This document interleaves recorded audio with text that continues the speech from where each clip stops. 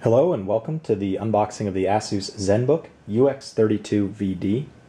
Just came in from Amazon this afternoon and I'm really excited about it. For reasons I'll discuss throughout this video, I think this is the best Ultrabook on the market. So let's see what this thing looks like. As you can tell, it comes in a nice box, strong, sturdy, smooth cardboard. Has the profile of the Zenbook on the front. Inside you have an accessory bag, kind of a small canvasy feeling thing, feels good quality. And then inside that you have a USB 3.0 to Ethernet port, because as you may know, the Zenbook UX32 does not have a Ethernet port, so you have to use this if you want to hardwire yourself in. Also included is a mini VGA to a regular VGA port, because this has a mini VGA port built into it. And this is actually the first time I've ever seen a mini VGA port or the adapter. So this is it if you need to plug in an old non-digital monitor. There is a full-size HDMI port in this, which I'll be showing you in a second. So you don't need any special adapters if you're using a digital connection. Here is the power block. It's nice and small. It comes with this plug here, and they obviously did this so they could make the international version without having to manufacture a whole different version of this. You just drop in the adapter for your region, like so. And this is actually quite small, which is nice because you're always hauling around your power supply, and this you can just slide right in your bag. Getting down to the actual laptop itself, you can see that nice spiral brushed aluminum on the back. It's actually quite beautiful. It's not as blue as they make it out to be in sort of the factory photos. It's quite silver and looks really nice. Here on the front there is a thumb catch, which is definitely an improvement over the old Zenbook line. It used to be really difficult to open these, but they added this extra little catch there. As you can see, it's got that nice full 1080p HD screen. It's 1920 by 1080p. It also has a nice matte finish, and this is one of the reasons why I think this is the best Ultrabook on the market. Getting that much screen resolution in the Ultrabook form factor is absolutely fantastic.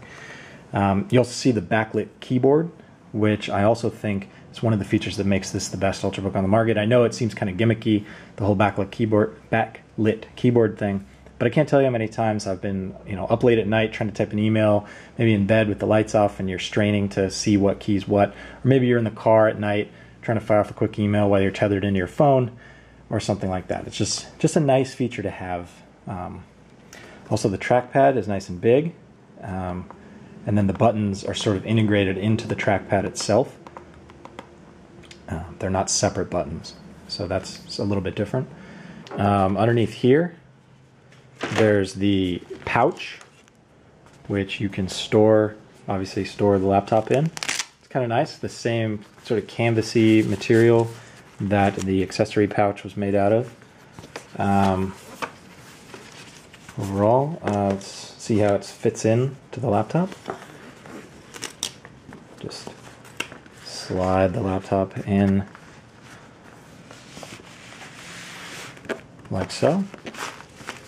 It doesn't feel like there's a lot of room to include the accessories in this, so I think this is something you'd have to carry the accessories separately, and the power cord. There's no place to fit the power cord in here. At least it doesn't appear to. Here is, of course, the Ultrabook form factor. It's only 0.7 inches thin, and then the laptop itself only weighs 3.2 pounds and feels very light.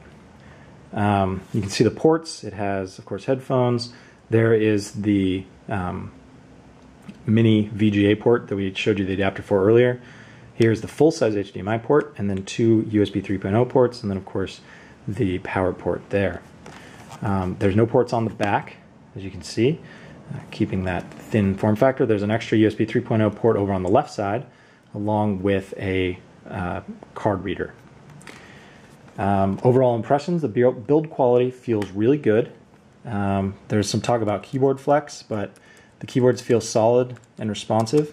It has, of course, that chiclet style keyboard, which seems to be quite popular, and overall looks real nice. I'm actually upgrading from an Asus U31SD, so I'm going to bring that in to compare so you can kind of see the size difference.